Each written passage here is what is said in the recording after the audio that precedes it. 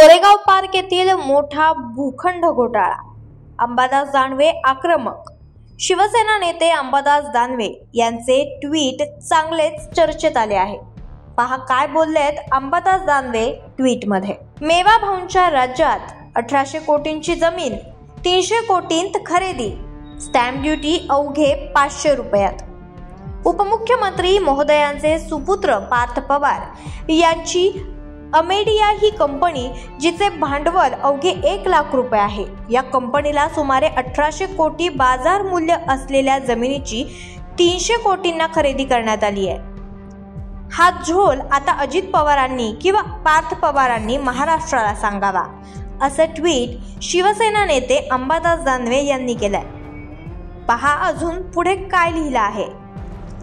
गंमत तर पुढे आहे।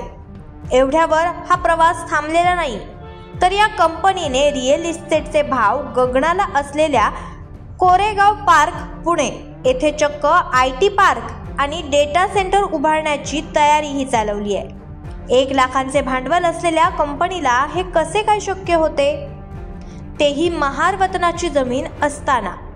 हे आता पार्थ पवारांनी समोर येऊन सांगावं, जेणेकरून इतर तरुणांनाही त्यांच्या या यशाचं गमक कळून येईल। दुसरी बाब, सरकारी यंत्रणाही काय तत्पर झाली पहा, कमाल झाली। 22 एप्रिल 2025 रोजी अमेडिया कंपनीनं IT पार्क उभारण्याचा ठराव केला।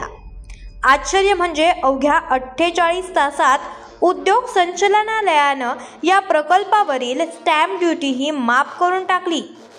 उद्योग संचालनालयानं कोणत्याही अनुभवाशिवाय असा प्रस्ताव देणाऱ्या कंपनीचं प्रपोजल स्वीकारून कोणत्या नियमात स्टॅम्प ड्युटी माफ केली, यावर कळस म्हणजे 27 दिवसात हा सर्व व्यवहार जिकडे तिकडे झाला आणि या 40 एकर जमिनीच्या व्यवहारासाठी लागलेली स्टॅम्प ड्युटी आहे फक्त रुपये 500। फुले, शाहू, आंबेडकर यांचे नाव घ्यायचे आणि महारवतनाच्या जमिनी खिशात घालायच्या।